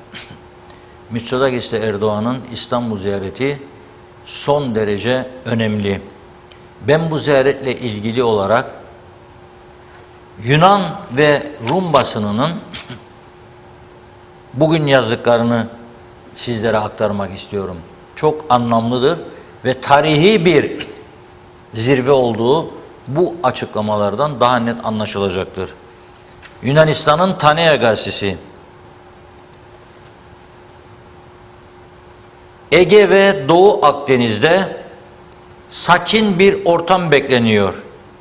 Eleftheros Tipos, Yunanistan tarafı iki liderin müttefik gibi görüştüğü izlenimine sahip.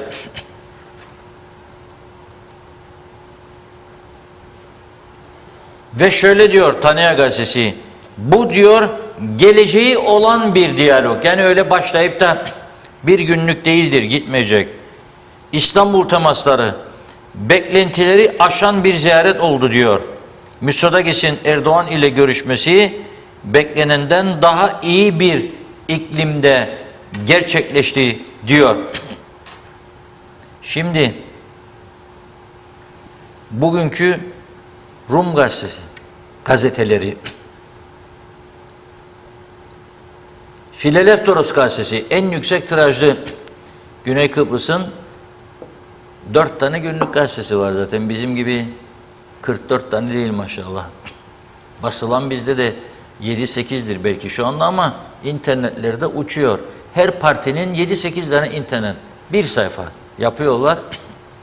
Bilmiyorum hala daha okur mu devlet televizyonu okusun diye. Bir partinin, bazı parti var 3 tane, 4 tane, 5 tane değişik isimde gazete yaptırıyor ön sayfası. Bombalıyor sosyal medyadan. Ve inanın bunlar kendilerine fayda sağlayacak diye düşünüyorlar. Hiçbir faydası yok. Hiç. Ama medet umuyorlar. İşte siyasetin seviyesini anlamak açısından bu da bir örnektir. Şimdi onlarda 4 tane, Rumlarda 4 tane gazete var hepsi. 3 katımız nüfus var. Fileleftheros en yüksek tirajlı gazetesi. Diyor ki, müttefik gibi müzakere ettiler. Erdoğan ile Mitsotakis'ten Doğu Akdeniz'deki gerginliğin azaltılması ve diyalog için karşılıklı anlayış başlıklarıyla. İki lider Ege'nin iki tarafında Türkiye ve Yunanistan'da daha iyi bir iletişim kurulması konusunda anlaştılar diyor. Alitia gazetesi, Ukrayna'da savaş, Yunanistan Türkiye meselesinde ateşkes Üçüncü gazete Politis, müttefik gibi müzakere ettiler. Dördüncü gazete Haravgi, Erdoğan Mitsotakis, pozitif gündem oluşturdular diyor Haravgi gazetesi. Şimdi umarız ve öyle olacağını da düşünmek mümkün. Bu Türkiye ile Yunanistan arasındaki ilişkilerin düzelmesi, Türkiye-İsrail, Türkiye-Ermenistan, Türkiye-Yunanistan ilişkilerindeki bu olumlu hava, gelişmeler bir süre sonra umarız Kıbrıs meselesine de yansır. Kıbrıs'ta kalıcı bir çözüm için iki ana vatanın anlaşması zaten son derece önemli. Burada çok büyük bir pazarlık var. Doğal gaz pazarlıkları nasıl gidecek? Türkiye üzerinden gitmesi son derece önemli. İkincisi Kıbrıs sorununun çözümüyle buradan çıkacak doğal gazın da bir şekilde paylaşımı ve tabii ki çözülmüş bir Kıbrıs meselesi olunca buradaki sorunlar çözülürse o zaman göreceğiz ki Kıbrıs adasının gerek turizm açısından gerekse eğitim olsun, ticaret açısından olsun çok ciddi bir şekilde gelişeceği anlaşılabilir. Yapılan hesaplamalara göre Güney Kıbrıs'ta bizim 3 katımız, 2-3 katımız olmasına rağmen mülk fiyatlarının olası bir çözümden sonra en az 2 kat artacağı şeklindedir. Bakarsak iyi, kaliteli, güzel Avrupa ülkelerine nasıl yüksektir mülk fiyatları? Denebilir ki bu defa insanlarımız biz nasıl mülk sahibi olacağız? Daha iyi bir ekonomi, daha yüksek kazanç demektir. Daha yüksek kazançta olduğu zaman da o sorunları aşabilmek mümkün olacaktır. Mortgage sistemi, bununla ilgili hizmetler gelişecektir. Hayat standartlarının yükseleceğini anlayabiliriz. İşte bu durumda ben bu bir hafta içerisindeki 3 önemli gelişmeyi aktarmak istedim. Çünkü genelde yerel televizyonlarımızda ve gazetelerimizde bu tür konular hep göz ardı edilir. Halbuki esas mesele anaların anlaşmasıdır. Analar anlaştıktan sonra yavruları anlaştırmak daha kolaydır. Birisi Rum tarafını alıp karşısına anlatır, birisi Türk tarafını alır anlatır ve uzlaşının kalıcı bir çözümün getireceği faydalar ortaya konur ve tabii ki ben burada bir çözüm olsun da nasıl isterse olsun onu demiyorum. Elbette sağlam bir çözüm istiyoruz. Bizi bir daha 74 öncesine götürmeyecek bir çözüm olmasını istiyoruz. Sağlam garantiler içermesini istiyoruz.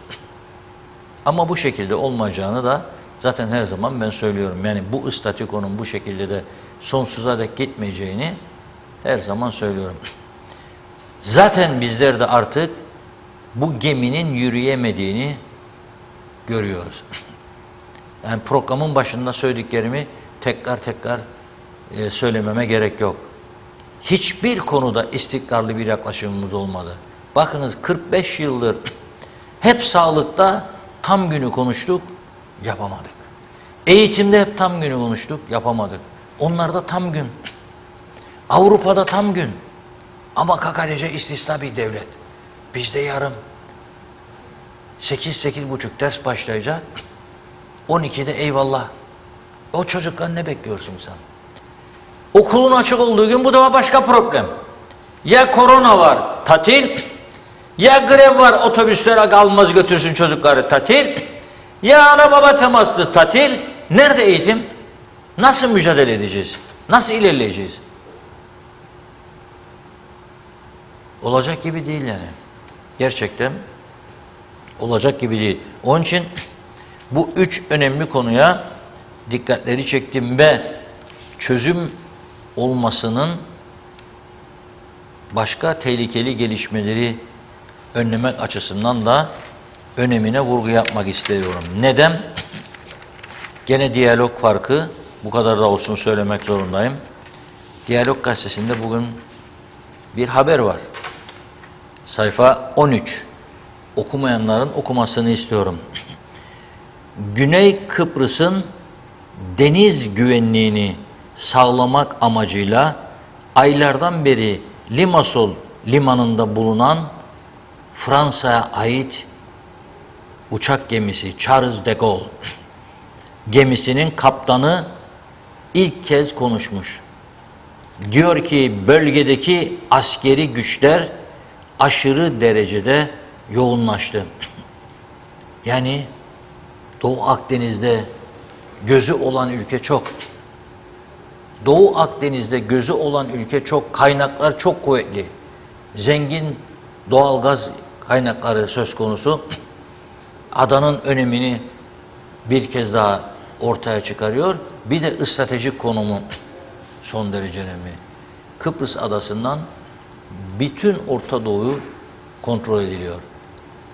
Ve bunu bu geminin kaptanı söylüyor. Rütbesi de Tuğgeneral Christopher Kluz.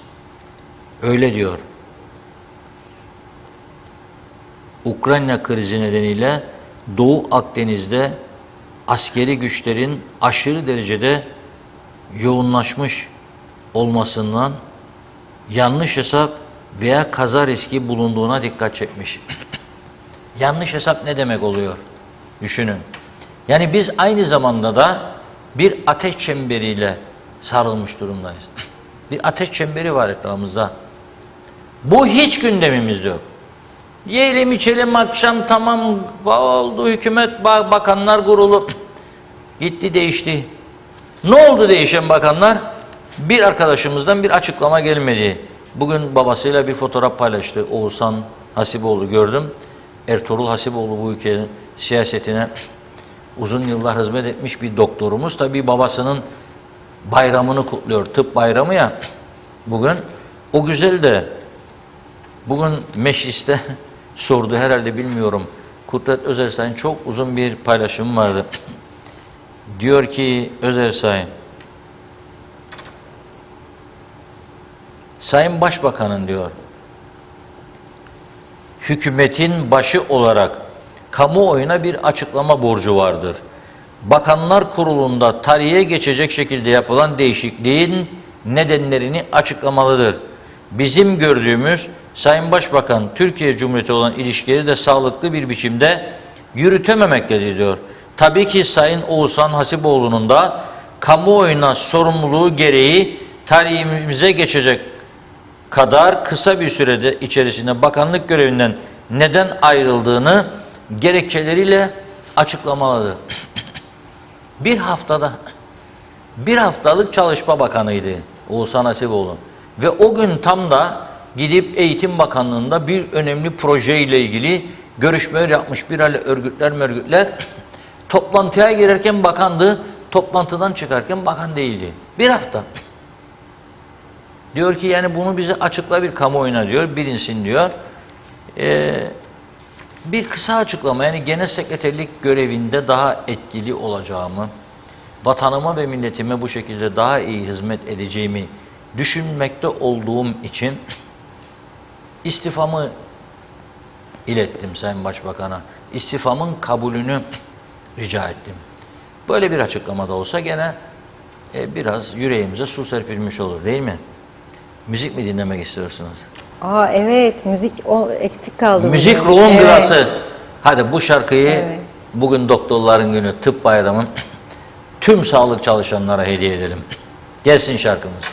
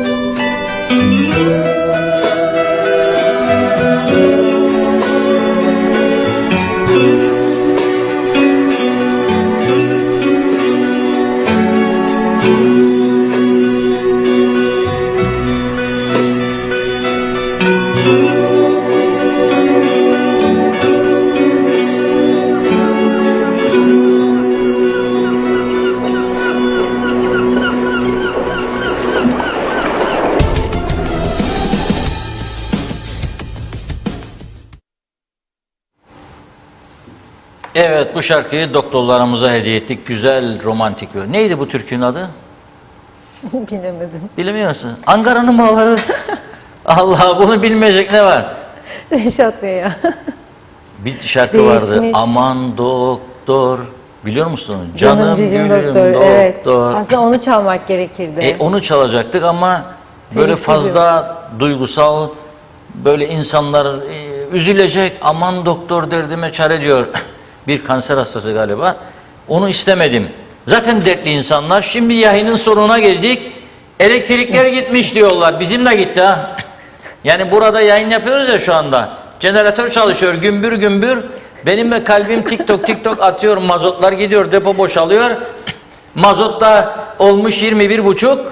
Tabii kalbim tik tak atacak. Ben burada yayıncılık yapacağım diye. Öde babam öde. Nasıl çıkacak bu işin içinden ben de bilmiyorum. Allah yardımcımız olsun. Romeo and Juliet. Müthiş bir parçayı değil mi? Sizler de seviyorsunuz bu parçayı biliyorum. Şöyle diyor. Sevmek en güzel huyunuz olursa başka hiçbir şeye ihtiyacınız olmaz. Demek ki insanların birbirini sevmesi çok önemli.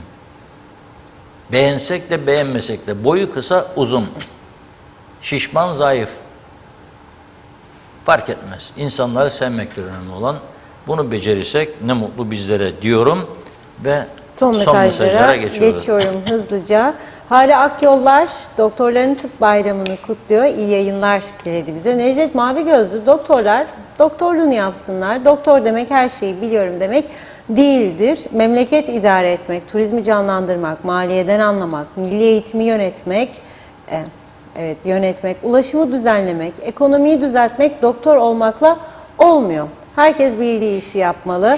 Doktor vekillere duyurulur. Benden bugünlük bu kadar. Yarın görüşmek üzere dedi. Cengiz Soyer, benzin 19, domates 25, hıyar demeyelim, salatalık 45 lira. Yaşayabilirsen. Barış Erdoğan, hayırlı akşamlar dilerim. Funda Hanım, Reşat Bey, memleket bitmiştir. Üretim, hayvancımız, özel sektör çalışanları bitmiştir. Kötü yönetimlerin yüzünden yok olduk. Üretim olmayan bir ülke yok olmaya mahkumdur dedi. Emine Özatilla da teşekkür ediyorum Emine Hanımcığım. Doktorlarımızın tıp bayramını kutluyor. Evimize hoş geldiniz demiş. Yeni hafta sağlıklı, huzurla geçsin. İnşallah iyi ki varsınız. Sizler de öyle. Abi Hüseyin, doktorların siyasetin içinde fırsata döndüğü bir memlekette tıp bayramı kutlanmaz demiş. Ömer Bozkara vezirler, bu ülkede tek suçlu seçmendir. Ben sağ, sen sol diye kavga ederiz. Yapılan bu zamlar partileri değil vatandaşı batırır. Ama bizleri hala akıl koymuyoruz. Soruyorum, zam olunca sağcı mı etkilenmez yoksa solcu mu etkilenmez? Ne ekersek onu biçeriz dedi. Halil Onur, Reşat Bey 500 lira benzin koydum işe gitmek için. O da bitti. İşe gitmeyelim. Haftalık 500 lira. Mehmet Kurtulmuş iyi akşamlar diliyor. En büyük TV 2020 yazdı. Eser Yurteri de iyi yayınlar. Derya Özyiğit, gerçekten hizmette sınıfta kalan bir KKTC. Bu düzen tüm vatandaşları üzüyor, mutsuz ediyor. Özellikle toplu taşıma için ekstra bir uğraş geliştirilmeli ve teşvik edilmeli. Türkiye'deki gibi oraya gidince hepimiz kullanıyoruz. Rum kesiminde de diyor gayet düzgün bir şekilde çalışıyor. İnsanlar yararlanabiliyor. Belediyeler çalışanlarını dışarıya yönlendirip yollar ve çöpler için daha yoğun temizlik ve çevre düzenine önemle eğilmeleri şart. Hastanede çalışan doktorlar keyfi saatte gidip çıkmamalı. Vatandaş sabah gidip hastalığa çare aramaktadır. Saatlerce beklemek zorunda değildir. Belgin Rıfat, Türkiye ile İsrail, Ukrayna, Rusya görüşmelerinde birlikte hareket ediyorlar Reşat Bey. Barış sağlamaya çalışıyorlar. Ateşkes görüşmelerinde birlikte hareket ediyorlar demiş ve ayrıca diğer mesajında da diyor ki Londra'da mahalle doktorları bile sabah 8 akşam 6 servis veriyor. Zehra Sencer hayırlı yayınlar diledi. Elektrikleri gitmiş, cepten izliyorlar bizi. Evet, Belgin Rıfat'ta söylenecek çok şey var, yazılacak da ama daha fazla anladığım kadarıyla üzülen de biz, endişe eden de, ne hükümet edenler ne de reisi cumhur bir arpa boyu yol alamadı dedi. Ali Dereseven, inşallah dinliyorsunuzdur bizi. Mesaj gitti yerine herhalde. Elektrikler yine kesildi diyor. Bugün ikinci kesiliş, isyan ediyorum, lanet olsun böyle düzene, lanet olsun demiş bizlere bu hayatı yaşatanlara. Evet, bu ne diyor? Bu ne bu ne de öteki, dünyada hakkımı helal etmiyorum dedi Ali Bey. Evet, Sayar Aker, Gündem Özel'le çorbamıza biraz tat kattık. Doktorsuz sağlıklı mercimek çorbası, kaşık sallıyorum. Evet, Belgin Rıfat da doktorlarımızı kutladı. İyi çalışan doktorlarımızın diyor ve son mesaj Yaşar Aracı da bir kez daha anlaşıldı ki tek başımıza iş yapamazlar dedi. Çok çok teşekkür ediyoruz. Sanırım bugünlük tamamladım mesajları. Evet Reşat Bey, buyurun. Evet, çok çok teşekkür ediyoruz. Mustafa Naimoğulları yeni bir Haçlı Seferi'ne hazırlandığı için Hayvancılar Birliği şu anda yoğun görüşmelerini sürdürüyor. Arkadaşlarımız kendisine ulaşamıyor. Sanayi Odası'nda toplantı, eylemin şekli, şemali onu konuşuyorlar. Tekrar ediyorum, Sanayi Odası'da önemli bir buluşma gerçekleşti. Bugün öğleden sonra şu anda devam ediyor. Sanayi Odası, Esnaf Sanatkarlar Odası ve Hayvancılar Birliği müşterek bir eylem planlaması yapıyorlar. Çünkü bu zamlarla işin içinden çıkamayacağız diyorlar. Ama elektrik de tabii bunun artısı. Şanssızlığa bakınız, havalar ısınmış olsaydı bizim tekneciğin ürettiği elektrikle rahat rahat işler yürürdü, karanlıkta kalmazdık. Ama şu anda insanlar üşüdükçe yükleniyorlar kaloriferlere, sobalara ve ne oluyor? Bu defa elektrik üretimi yetersiz kalıyor, arızalar başlıyor. O yüzden şu anda adanın birçok bölgesinde elektriğin olmadığını duyduk. Üzücü bir durum. Gerçekten üzülüyoruz ülkemizin bu hale düşmesine. Ama elimizden geldiğince el birliğiyle çalışarak düzelmesi için yetkilileri uyarmaya devam edeceğiz. Bizi izleyen herkese çok teşekkür ediyoruz. Yarın yeniden birlikte olmak ümidiyle veda ediyoruz. Eğer bir uzlaşı olmazsa yarın çok ilginç bir eylem günüdür. Yine televizyonumuz Diyalog Medya TV 2020 canlı yayınlarla sizlere bütün gelişmeleri aktaracaktır. Herkese iyi akşamlar. Biz de size teşekkür ederek izleyicilerimize de programımızı burada noktalıyoruz. Yeniden görüşünceye dek hoşça kalın, mutlu bir akşam geçirmeniz dileğiyle.